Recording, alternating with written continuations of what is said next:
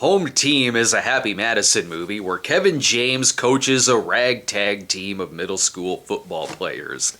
I am actually surprised this movie hasn't existed sooner. If you told me the plot, I'd be like, oh, that hasn't been made already? Well, I certainly went into this one expecting bad reviews. They wouldn't give us a screener for it, and on the day of release, there still wasn't enough reviews for a score, except the audience score, and even the few critic reviews weren't that great. I'll say this though, I won't go so far as to call it terrible by any means, but don't get me wrong, it's still not very good. It's just that, well, I wasn't annoyed by it. It's weird that that's the bar for these movies. I didn't find it obnoxious, so that makes it a lot more watchable than The Wrong Missy. The film is the true story of NFL coach Sean Payton, who was suspended for a year due to a bounty scandal, and then goes home to coach for a season at his son's school. And oh yeah, I really hope that the true story played out exactly like in this movie. I hope that in real life he got the kids to sing We Are Young in front of a girl's house who one of the players has a crush on,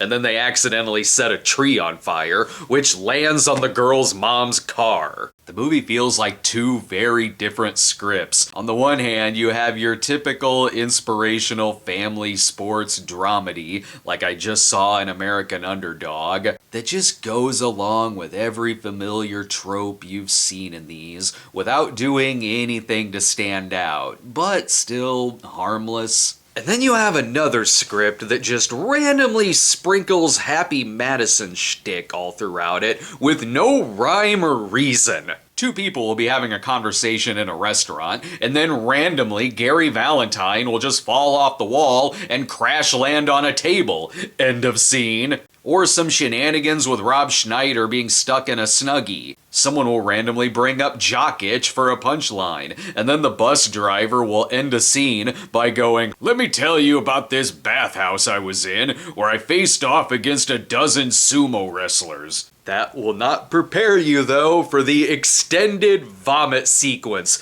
where Rob Schneider gives the players vegan rolls, and they all start vomiting on each other, vomiting on the field. People are playing in it, they're slipping in it, the coaches all start vomiting on each other. Oh, it goes everywhere for a long time. It's like suddenly part of the movie was written by Gordy from Stand By Me, and then Lardass starts throwing up everywhere. And this is never mentioned again after this sequence.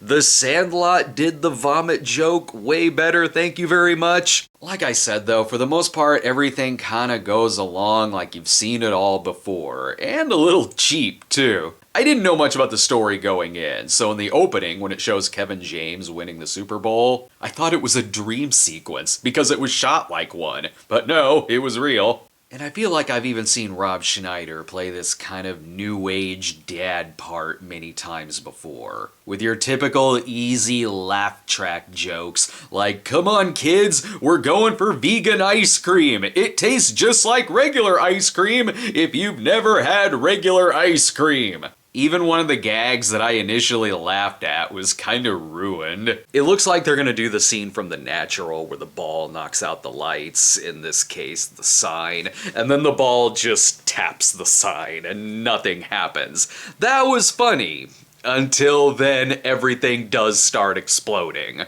The funniest part of it for me was that my wife was watching it with me, and in the first few minutes, with everything being about football and country music playing, she was saying things like, "How in the hell did you talk me into watching this? What, he's eating a bagel like a donut? Is he a psychopath? Is that guy Kevin James in makeup? No, it's his brother."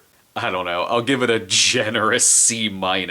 It's not good, but like I said, I gotta give it some props for not annoying me. Take that for what it's worth. Thanks for watching, everyone. Check out our reviews for Moonfall and The Hills Have Eyes, and we'll have reviews coming up for the Charlie Hunnam Mel Gibson movie Last Looks and the horror film In the Forest. See you next time.